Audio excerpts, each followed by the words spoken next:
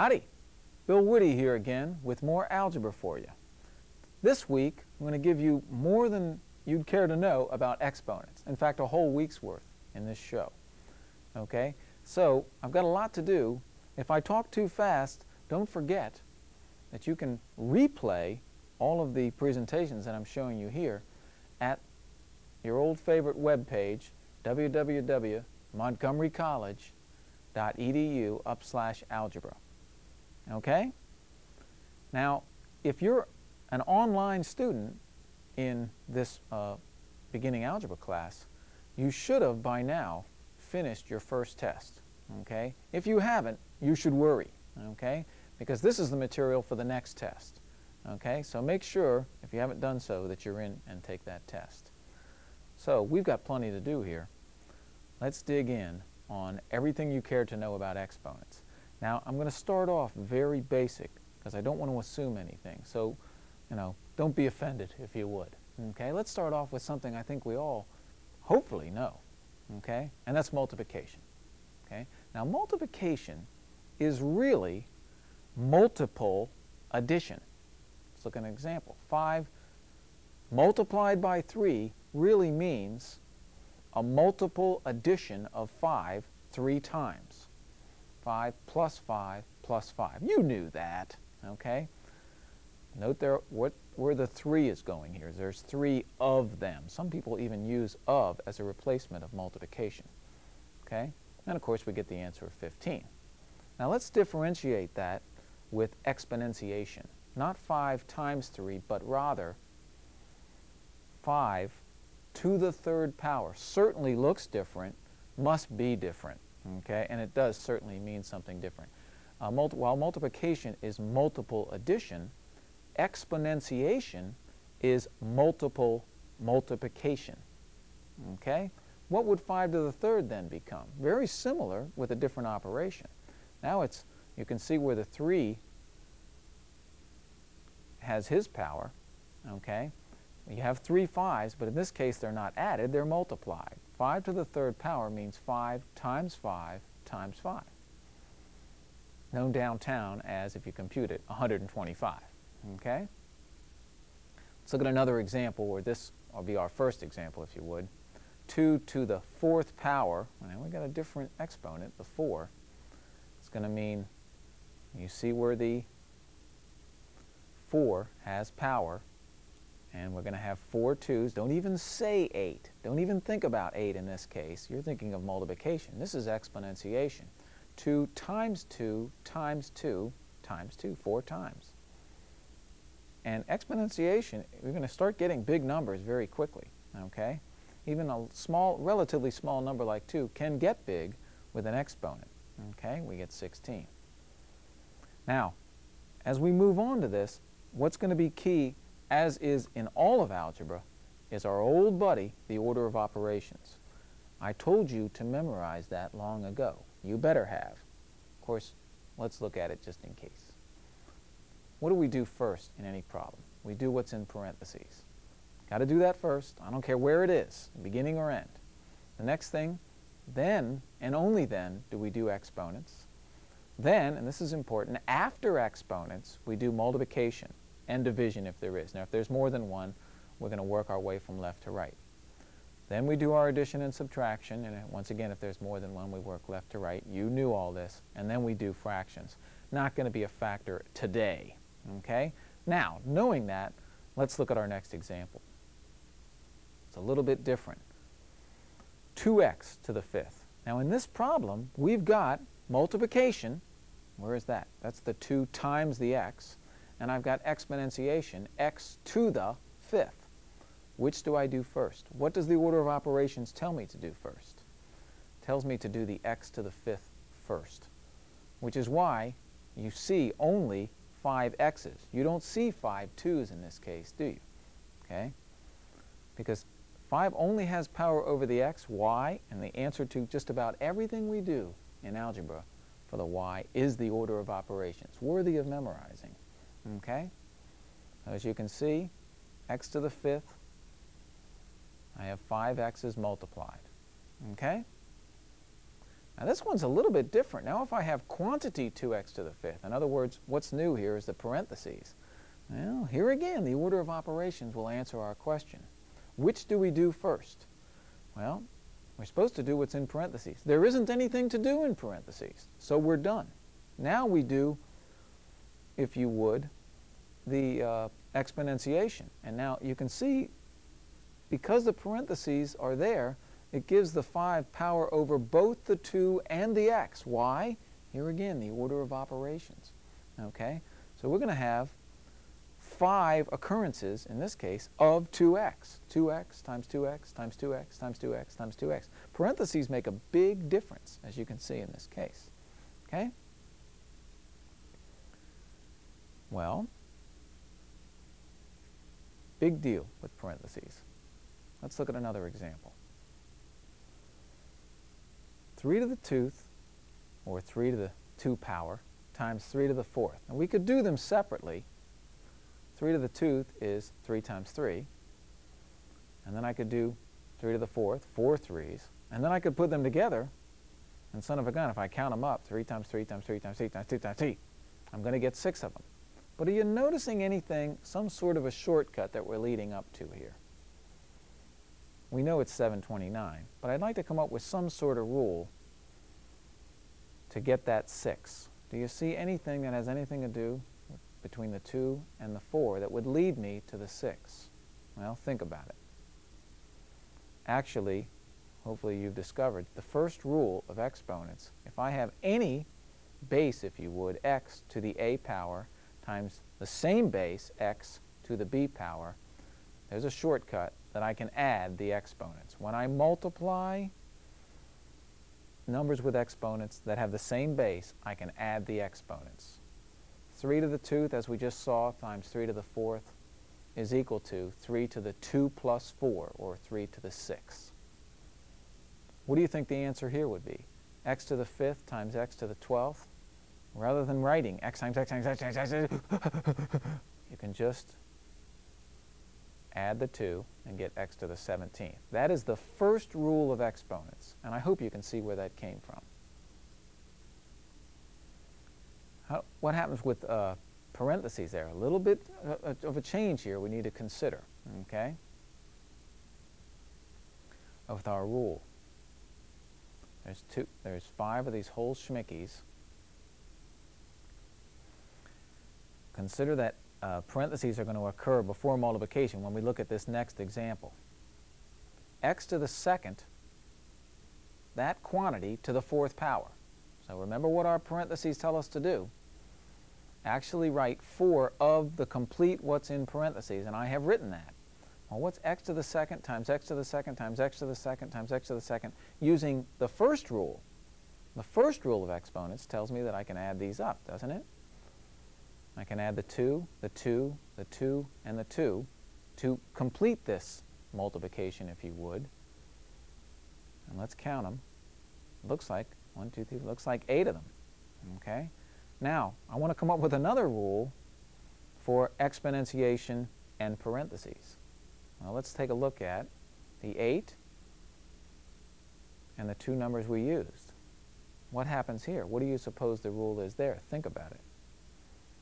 Well, the second rule of exponents is a base to a power, and if you take that to another power, it's going to be x to the a times b. As we saw in our last example, x to the 2th to the 4th is x to the 2 times 4th, or 8. What do you suppose x to the 5th to the 10th power? You certainly would not want to write x to the 5th 10 times. What a pain in the patootie that would be. Okay, so we certainly want to use our shortcut here. And what would we get? I hope you appreciate we get x to the 50th, or 5 times 10. Okay, now this is only going to occur when we have parentheses. Okay, an exponent to an exponent. Okay? How about some examples? And this one gets a little bit tough. 2x to the 4th. Now this is a rule of exponents. See how we've underlined exponents. Okay? We're going to have how many? 3 of what's inside parentheses. 1, 2, 3 of them. Okay? Now, with the x to the 4th to the 3rd power, I can see that I'm going to get an x to the 12th. What do I get for the coefficient, or the number in front? Well, I'm going to get 2 times 2 times 2, which is 8. How come that doesn't follow the rules of exponents? You would think, by the rule I just gave you, that I would get 2 times 3 is 6. That's because 2 is not an exponent. Only exponents follow the rules of exponents. 2 is a number, or a coefficient, so he's not going to follow it. Okay? He follows the rules of numbers, which is 2 times 2 times 2. 2 to the 3rd power is 8. So don't get confused on that. Thank you. Anything like that? Let's look at another example of that. 5x to the 2nd, the whole poopsie, to the 4th. Okay, that means we're going to have 4 of these, whatever's in parentheses, multiplied. I have 5x to the 2nd, 5x to the 2nd, 5x to the 2nd, and 5x to the 2nd. 4 of them multiplied. I know 4 of the x to the 2nds are going to give me, using my second rule of exponents, x to the 8th, or x to the 2 times 4th. But here again, remember, 5 is not an exponent. He's kind of a madman. He doesn't follow the rules of exponents. He follows the rules of numbers. What is 5 times 5 times 5 times 5? 625. I knew that. You could use a calculator, though. Okay? So just remember, if you don't, if it's not an exponent, it doesn't follow the rules of exponents. Okay? Thank you. What about, here's where it gets crazy, the number 0 as an exponent? Well, let's see if we can pull this out, see, using our first 2 rules. What the heck's going to happen? We know, for instance, 5 to the 1th. This is 5 multiplied by itself. Okay, that's it. That's simple. That's not so hard. And the idea, 5 to the 2th, 5 multiplied by itself 2 times, or 5 times 5. But 5 to the 0 power, and we're going to be using this. I'm not just throwing this at you for no reason, okay? 5 to the 0, what the heck would that be? Okay? Well, think about it. The first, whatever it is, it's going to have to follow in the rules of exponents. It has to follow the rules because it is an exponent. 0, he's kind of a madman, but he still has to follow the rules of exponents. Okay? Consider that the first rule of exponents, x to the a times x to the b, this is the one without the parentheses, is x to the a plus b. Okay? Now, 3 to the 2 times 3 to the 4th, we knew, is 3 to the 6th. Now, this has to follow the rules of exponents. X to the 5th times x to the 0th. What does that have to be? Using this rule, it's got to be, the answer to this question has got to be, if it follows the rules, 5 plus 0, or x to the 5th. Isn't it? It would have to be if it followed the rules. Okay? So, 5 to the 2nd times 5 to the 0th, once again, using the same rule, would be 2 plus 0, or 5 to the 2nd. Okay? Well, then, if that's the case, what is this 5 to the 0 really equal to? What would I multiply 5 to the 2th by to get itself? Well, the only possible substitute for 5 to the 0 that would make this work, anything, if you would, to the 0 power, is going to have to be 1. Because whenever you multiply times something to the 0 power and you add exponents, you're going to end up with the same thing, aren't you? Okay?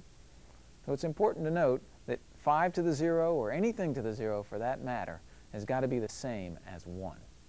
It's kind of crazy, but anything to the 0 power, if you would, is 1. You'd think it might be 0, but it isn't, okay? Because it has to follow this rule. Okay? Let's look at this example. Remember who 0 has power over here now. Okay? 3x to the 0. In this case, remember, because there's no parentheses, the 0 only has power over the x. So instead of x to the 0, we have a 1. The 3 is still your buddy 3. So, and then, of course, with the replacement, 3 times 1, the answer in this case is 3. So anything, once again to the point, anything raised to the 0 power has got to be 1 if it's going to follow in the rules. Almost the way it should be. On the other hand, As I said, same rule, anything raised to the 0 power is 1. What is raised to the 0 power in this case? Well, the whole poopsie, because the parenthesis says 0 has power over the whole schnicky. Okay? So in this case, the answer is completely different. The whole thing is raised to the 0 power, so the answer to this problem, completely different, is 1. Anything raised to the 0 power is 1. Okay? Kind of makes sense. How about a tough one? Let's do kind of a summary here. Let's see. 2 to the third, 2 times 2 times 2 is 8. 3 to the 2th, 3 times 3, 2 times is 9. And, well, you see a 0 there. Don't throw in 0, because anything, 4 in this case, to the 0 power is 1. 8 times 9 times 1. Not so bad, not so bad. We can do this, okay? Don't be afraid of 0 as an exponent. Of course, 0 as an exponent and 0 as a number, totally different animals, okay? Okay, let's talk about adding polynomials. Once again, your old buddy, the order of operations is going to be a factor.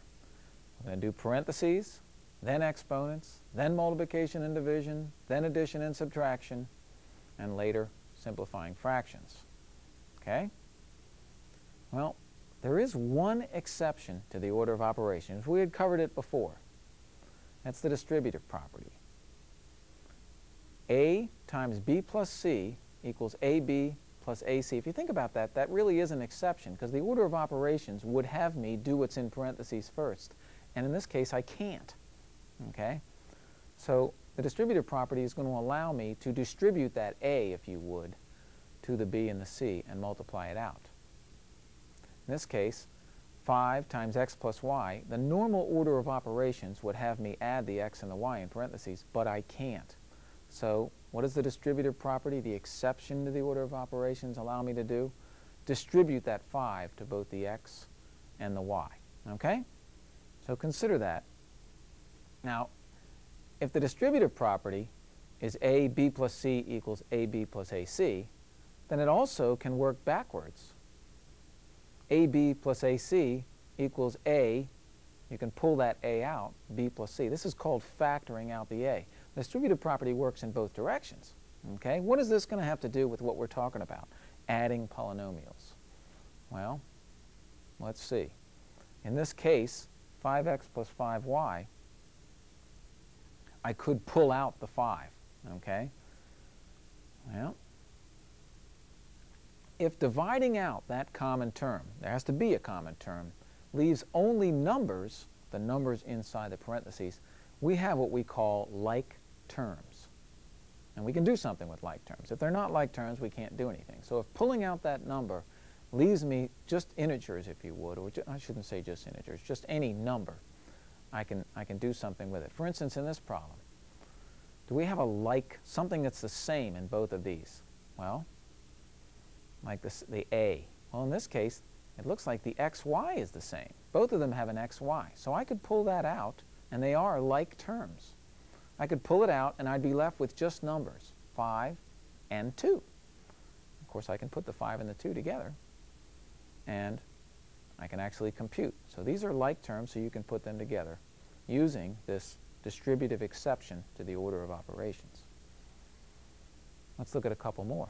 This one, can I do it? If I can't, or if I can, you better have a reason why. And of course, what's the reason why in all of our algebra here is either the order of operations or the exception to the order of operations.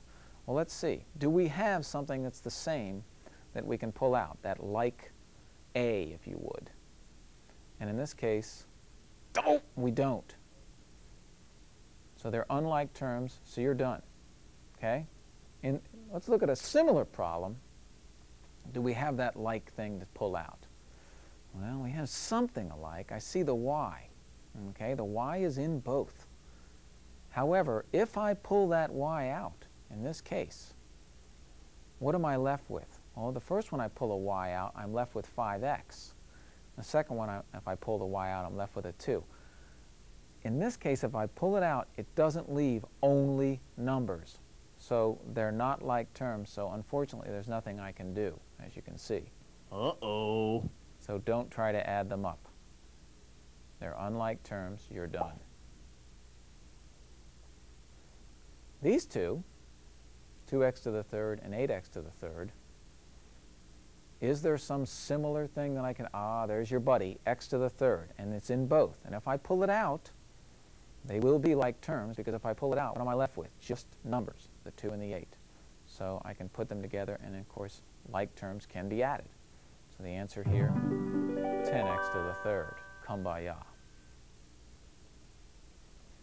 Let's do a little bit more difficult problem, but a little bit more of the same, if you would, combining the like terms in this case. Okay? I like to circle or square or triangle around what are the like terms to keep track of what I've done, because these get quite messy, if you would. Okay? Well, let's see. Let's work with the biggest ones, the ones that have similar things. The x squareds. Okay? I got 5 of them, and I got minus 3 of them. They are similar. That's going to leave me with 5 minus 3, or 2 of them. I'm going to leave that circles up there so I can see what I've already completed, if you would. Okay, what's next? Well, the x's. Okay, I got 8 of them, and I got 2 of them. That makes 10 of them. And I'm keeping track of what I've done. Last thing I have left is the numbers. Okay, and I can just combine them. I've got a 2, and now you can think of that as a minus 5, if you like to subtract, or you can think of it as a negative 5 and add. However you like to do it, whatever's easier. Either case, you can't think of it as both. 2 and a negative 5 are going to give you a minus 3. And you have added all like terms in this case, and that's your answer. Okay? Got any more? Could add a little different factor for this. That was addition. What about subtraction? Well, let's see. The hard part about this is that subtraction sign says that we're supposed to subtract everything, the whole poopsie. We have this. That hasn't changed anything. But this subtraction sign means to subtract everything in that second parentheses, which means probably the easiest way to do it is to change the sign of everything in parentheses. So I change the sign of the first one, which was a positive 3x squared. I'll make it a minus or negative 3x squared. Changing the sign, here's where it gets screwy, of the minus 2x makes it a plus 2x, doesn't it? Okay, and to subtract a negative, son of a gun, it ends up being a plus. It almost makes sense. Now the last one I have to change, subtracting that positive 5, makes it a minus 5 or a negative 5, however you like to think about it. Okay? Now I've changed this into an addition problem. Okay? And I can do it the same way, just add like terms. I got some screwiness in here. 3x squared and minus 3x squared. What does that make? Well, that makes nothing. Hey, you can have nothing. They can cancel out. 0 is a number. You can win the lottery on 0. So don't go, it can't be. Okay, so that's part of it. Let's see, what are some other like terms? I like to work my way from the highest exponent down. So I've got some x's here. I got minus 8x and plus 2x, a negative 8 and a positive 2. Sounds like I have more negative than I have positive, so it shouldn't surprise you. I'm going to have a negative 6x. I took away the 0 because we really don't need to write the 0. It's not going to hurt to write it, but we don't need to put it there. Okay, anybody left here? Yes. I got a plus 2 and a minus 5. I got more negative than I got positive by about 3, so those two combine to be a minus 3.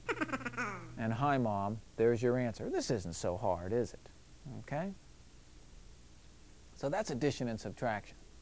Let's look at multiplication of these polynomials. Of course, exponent rules are going to come in key into play here. For the distributive property, when I'm multiplying one thing, okay, normally I would do what's in parentheses first. Now I hope you appreciate that you can't do what's in parentheses first here because they're not like terms. Okay, if you take out what is common, you're not going to be left with just numbers. So I'm going to use the exception to the order of operations. I'm going to distribute to each of them. I'm going to distribute the 3x squared y to the third to the 5x y to the second. First, I'll do that computation. Let's see, 3 times 5 is 15. X to the second times x. I'm supposed to add exponents, but what is the exponent for x with nothing there? What is it? Anything, well, you know what it is? the exponent for that is 1. When there is no exponent, remember, the exponent is 1. Anything is itself to the 1th. Okay? Okay, so now we add exponents, and we'll get, let's see, 3 times 5. We're not adding those because they're not exponents. X to the 2nd times x to the 1th is x to the 3rd because I'm adding them. And y to the 3rd and y to the 2th, I'm adding them and getting y to the 5th. So I'm halfway home. Okay? Now, let's distribute this. Well, here's where it gets a little bit screwy again. What do I multiply that 3 by? There is no number there. Oh, yes, there is. There's a 1. When there's not, you can throw 1 around like cheap meat, remember? Okay, so when there isn't anything, there really is. There's a 1. Certainly not a 0, okay, because then everything would be gone. Okay, so we multiply the 3 times 1 and get 3, because those are numbers, we multiply. And the other ones, we follow the rules of exponents. X to the 2th times x to the 2th, adding exponents, is x to the 4th. And y to the 3rd times y to the 1th is adding exponents. 3 plus 1 is y to the 4th. And there's your answer. It's not so bad, is it? Okay? Now we're going to get into a problem of doing multiple problems, if you would, where the hardest part of it is keeping track of what you've done and what you haven't done. Let me give you a very common problem in algebra, where I have to multiply both 3x and 5 times x and minus 7. You've got to keep track of it. You're going to have all kinds of answers here. Okay? Basically, what I'm going to do is multiply 3x, or distribute 3x to the x and the minus 7, and distribute the 5 to the x and the minus 7. In that way, I'll have done every possible multiplication problem in this case. Okay? Now, some people, some books you'll read, like to call this FOIL. Where are they getting FOIL? F-O-I-L, for first, outsides, inners, and lasts. Nothing different than I just showed you. If I take the 3x and multiply, distribute there, that's the firsts, the first thing in both parentheses. 3x times the minus 7 is the outsides of our problem, isn't it? Okay? Now I'm done with 3x, and I take care of 5. And the first thing I do is 5 times the x. That would be the inners, or the inner part of our problem. And the 5 times the minus 7 would be the lasts, the last two thing in each parenthesis. Some people like to remember that. I don't like it because they're going to see 2 problems from now that it doesn't work all the time. I only want one way that's going to work all the time. And that's why I want to show you my distribution method, if you would. Okay? But just so that you don't think I skipped anything, you'll see that it's in there. FOIL. Okay? And that's what it... Let's complete this problem. Let's see. 3x times x is what? X to the 1th times x to the 1th, x to the 2th. And we've got to multiply it times the minus 7. So, and now this is numbers. That'll give me 3 times minus 7, negative 21, and x is the remnant. Okay? Now I'm done with the 3x. And all I have left to do, good thing I'm keeping track of this, all I have left to do is the 5. Let's see. Taking the 5 and multiplying him times the other 2, 5 times the x is 5x. Now let's put him in a strategic place, because we know he's going to get together with that minus 21x later. Okay? So I'll put him underneath. That's a common thing to do. When you smell like terms, line them up so you can add them later. And what do I have left to do but the 5 times the minus 7 and get minus 35. Now I got 4 things, 2 of which are like terms. Let's add them up. And our final answer, in this case, multiplying, is 3x squared minus 16x minus 35. Where'd the minus 16 come from? From adding minus 21 and 5 as like terms. Not so bad. Okay, here's another little bit screwy, but almost the same thing. You're going to see a problem like this. The whole poopsie, 3x minus 5, quantity, the whole thing squared. What does that 2 have power over in this case? It has power over everybody. So whatever he has power over, you have to write twice. So you see where we would get 3x minus 5 times 3x minus 5. Well, now we got our work cut out for us, don't we? We've got to take 3x and multiply it times both. 3x times 3x is 9x squared. and multiply him times the minus 5, and I'll get minus 15x. Now I'm done with 3x, and I got to take care of the minus 5. Minus 5 times the 3x gives me another minus 15x. Now what do you suppose I should put that? I'm going to put it right underneath his buddy, because we know they're going to get together later, if you know what I mean. And minus 5 times minus 5. Now here I have a negative times a negative. Remember that that becomes a plus 25. Add these bad boys together, and I get 9x squared minus 30x plus 25. Not so bad. Okay. Remember the idea that I said for firsts, outsides, inners, and lasts. And I said, well, if you want to remember that, it's okay. Firsts, outsides, inners, lasts. That seemed like it was going to work. Consider in this problem if that's going to work. It's not, because I don't have a group of 2 and a group of 2. This is a tough problem, and we're not going to have any trouble with it if we just keep track of who we've multiplied. So FOIL isn't going to be your end-all. Let's use the distributive method that we had shown you before. The 2x is going to have to get multiplied by everybody. Let's take care of him first. 2x times this is going to be 6x to the third. That's x to the 1th and x to the 2nd. That adds up to x to the 3rd.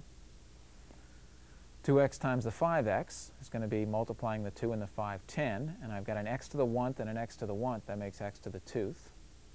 And then 2x times the other one, minus 2, is going to be minus 4x. Okay, so now I'm done with the 2x, and all I have left to do is the other half of the problem. I have to multiply times the plus 5. Okay, now let's do this strategically. 5 times 3x squared, in order, is going to be 15x squared. Let's line him up with his other buddy that's x squared, if you would. See what I'm doing? Okay, then 5 times the 5x would be 25x. Line him up with his buddy. And 5 times the minus 2 is negative 10. Okay? Notice why it's going to help to do this in descending order, because they're automatically going to line up for you if you do it that way. Okay? Let's add up the like terms. And the 10 and the 15 give me the 25x squared, and the minus 4 and the 25, since I have more positive than negative, give me a plus 21x. And there's your answer, and you deserve that cheer. Okay? Now, let's talk about doing exponents in division or in fractions. Okay? We're going to have to come up with a new rule. Let's take a look. X to the 2nd, y to the 7th, over x to the 5th, y to the 3rd. What does that really mean? Well, the x to the 2nd part means x times x. The y to the 7th part means y. The x to the 5th part means 5x is multiplied, and the y to the 3rd part means 3y's multiplied. Okay? Now you could write that out and then come back tomorrow. No, I'm going to have to come up with some shortcut, some rule to do this. Well, what's going to happen in this case anyway? Let's see. We could cancel. Okay? Anytime you have something in the top of a fraction and something in the bottom multiplied, you can cancel. Let's do it. Let's see. Those x's cancel. Those x's cancel. I don't see any more x's that cancel. And I'm left with 3 x's in the bottom. Okay? And it's important to note that they're in the bottom. So that's x times x times x, or x to the 3rd. Okay, let's see.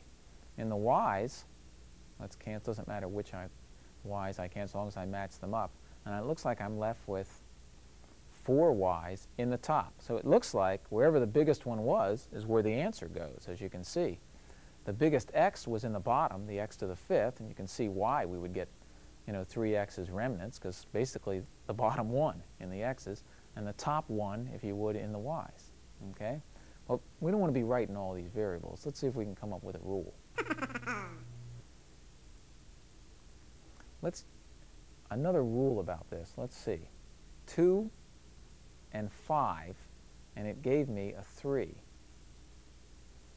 That's where we got the 3, 5 minus 2. Now, what decided whether we put it in the top or the bottom The way I like to remember it is you put it where the biggest one was.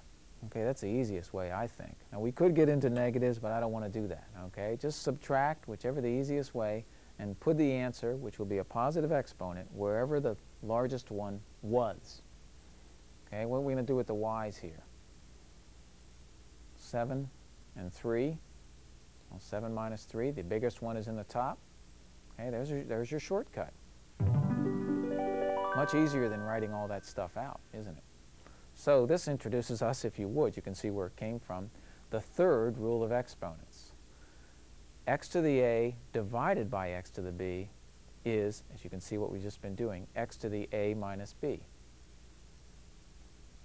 So 3 to the 9th divided by 3 to the 4th shouldn't surprise you. Subtracting exponents is 3 to the 5th. And we can check this by multiplying, just like you can check any division problem. If we multiply back 3 to the 5th times 3 to the 4th, well, dagnabbit, there better be 3 to the 9th. And we know from adding exponents that it is the case. What's this? Ooh, you wouldn't want to be writing 12 x's. X to the 12th divided by x to the 5th, what is that going to equal? Using this rule, x to the 7th. Okay? Check it. X to the 7th times x to the 5th, of course, equals x to the 12th, adding exponents. Okay? Well, let's look at a little bit more difficult problem using this third rule of exponents. Okay? That's a to the what? A little tricky. It's really a to the 1th, isn't it? And a to the 4th. So our rule would have us 4 minus 1 would give us an a to the 3rd, and where would the answer go? Where the biggest one was. It's like a war. Whoever's biggest wins, huh? Okay. What about the b's? I got b to the 6th in the top, b to the 5th in the bottom. And if I subtract, I get b to the 1th, or I could just write b. And the answer goes where the biggest one was. Okay, now, 4 and 6. Are you going to subtract here? Remember that this was a rule of exponents. 4 and 6 are not exponents. They follow the normal rules of numbers. So you're just going to do your normal canceling by dividing the top and bottom by 2 over 2, known downtown, of course, as 1. That's why you can do it. And 4 divided by 2 and 6 divided by 2, we're just reducing in 2/3. So remember that numbers don't follow the rules of exponents because they're not exponents. Okay? And that's your answer. Okay? How about another one? Let's see. If we spread all these out, you say this one looks like the same, this one looks simple. Okay, we're just going to cancel. I'm going to cancel my a's, and I'm going to cancel whatever b's on it. That leaves me with a to the 4th in the bottom, and cancel whatever b's are there. And that leaves me with a b to the 1th in the bottom. Well, it seems simple, except you can't leave the answer like this. Okay, can you? Because those are in the bottom. And if you just wrote a to the 4th b, we would assume the answer is a to the 4th b in where? The top or the bottom. Any number sitting by itself really infers that it's in the top. So you have to prove or show that it's in the bottom. And the way that you're going to do that is you're going to add a top. You have to have a top. You don't have to have a bottom, but you have to have a top. Okay? So you're going to put a 1. So sometimes if there's nothing left there, remember how you can throw 1 around like cheap meat. Okay? Not so bad. Okay, now my hope is that you could redo this same problem without writing out 5 A's and 3 B's and 2 B's, etc. Okay? We're just going to use the rule. Okay? Let's do the same one all over again, just using the third rule of exponents, or subtracting for division. Let's take a look. The a to the 1th and the a to the 5th, we're simply going to subtract 5 minus 1, and we're going to get a to the 4th. Now, why are we putting it in the bottom? Again, because that's where the larger one was. And the 2 and the 3, we're simply going to subtract smaller from larger. Whatever makes it. Well, what if you went 2 minus 3? You'd go, wait a minute, I'm having trouble. Switch it.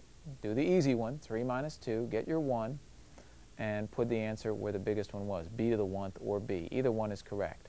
The only screwy thing about this problem was you had to remember that you have to have a top, okay? So we'll have to put a 1. That's the only one we can legally replace. As I said, you can throw a 1 around however you choose. Okay? Okay, have anything harder for me? Well, let's see. Of course. Oh, look at this bad boy. What is going to be a factor? What do I do first here?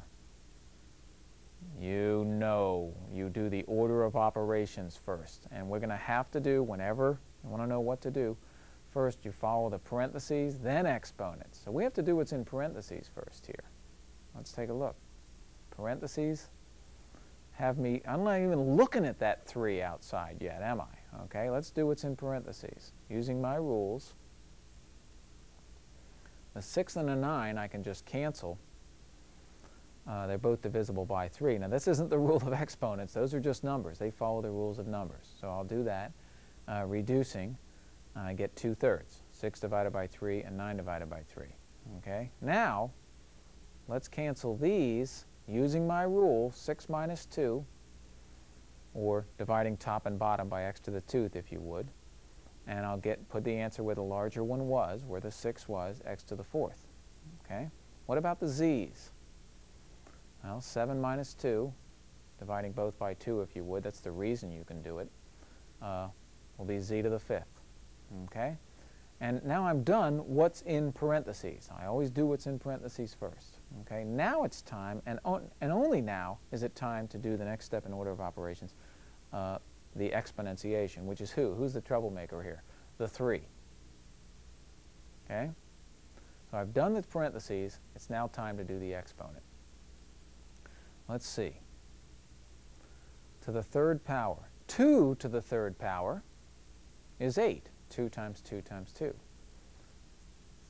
Z to the 5th to the 3rd power, remember your second rule of exponents says to multiply here, z to the 15th. 3 to the 3rd power is 3 times 3 times 3, 27. And x to the 4th to the 3rd power, using your second rule of exponents, is x to the 12th. Okay, now remember the order of operations is key here. Okay? Whenever you're left with a bunch of things to do, you've got to know, you cannot escape this class without at least memorizing one thing, and that is the order of operations. Okay? Okay, well, one more here regarding division. This is kind of 3 separate problems, and this is going to come into play in the next chapter. It may seem not very useful here, but when we get to the next chapter, we're going to be all over this. Okay? In this case, we're supposed to do basically 3 division problems.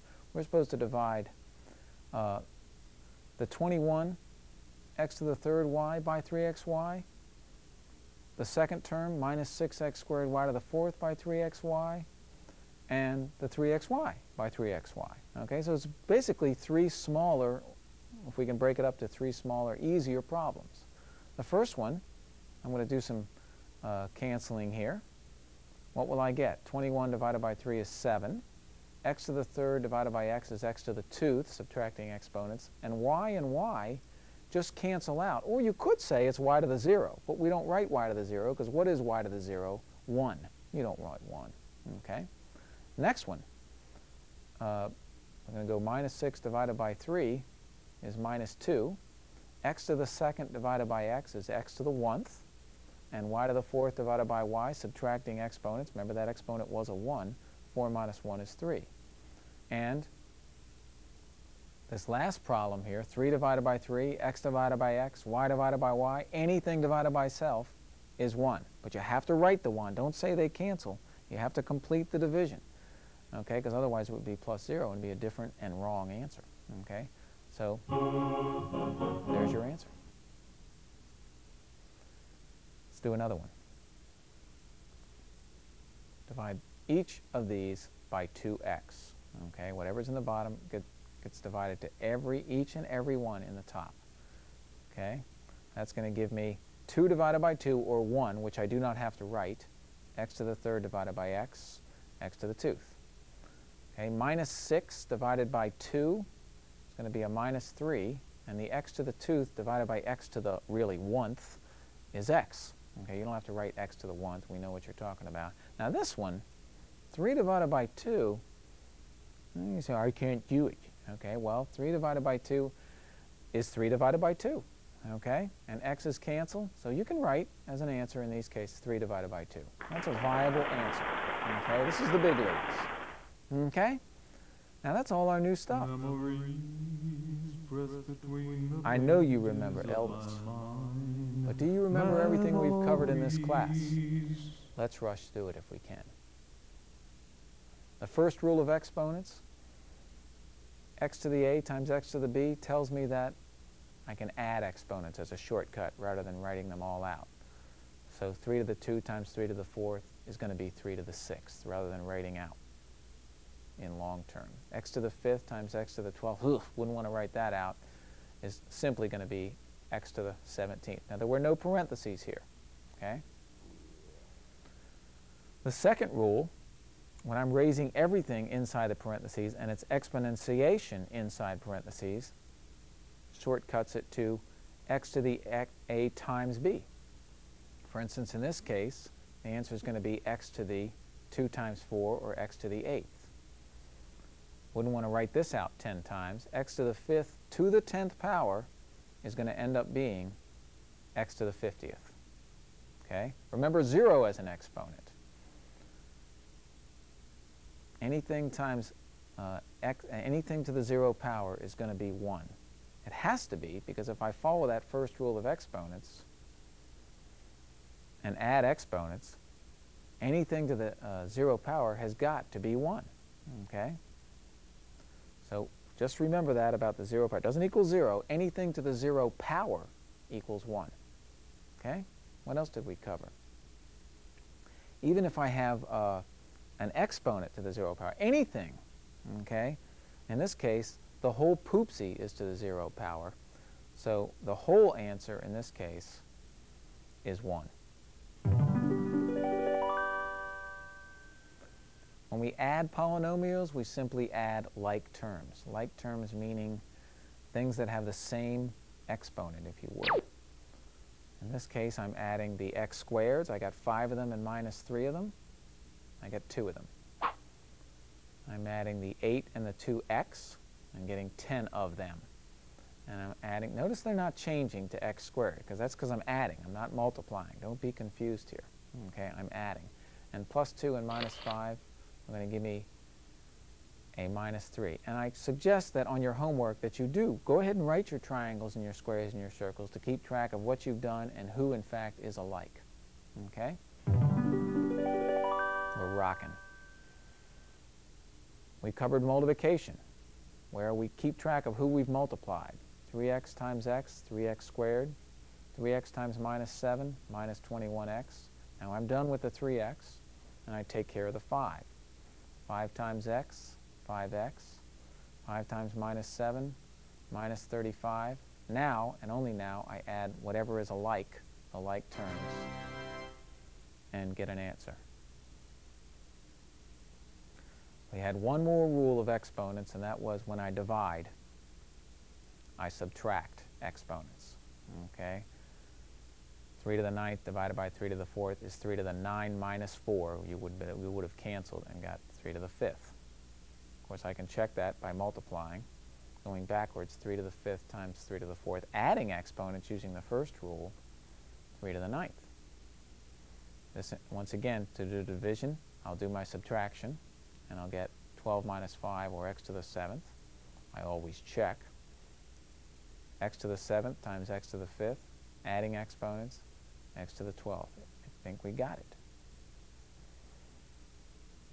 Remember that only exponents follow the rules of exponents. When I take these, I get a to the 1th, a to the 4th, 4 minus 1. Answer goes where the biggest one was. I get a to the 3rd.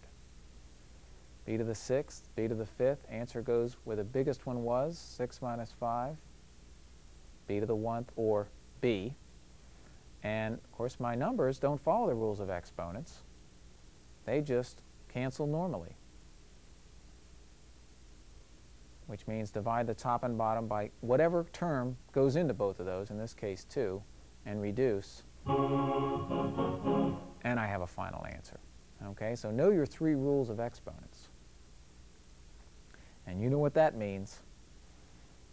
Do your homework. It's now time to go to your software, complete your homework, and once again remember that if I spoke too fast, which I sometimes will do, you can review what we've just covered at the home page, www.montgomerycollege.edu/algebra. Now, till next time, and I hope you'll be here next time, have a good one and do your homework.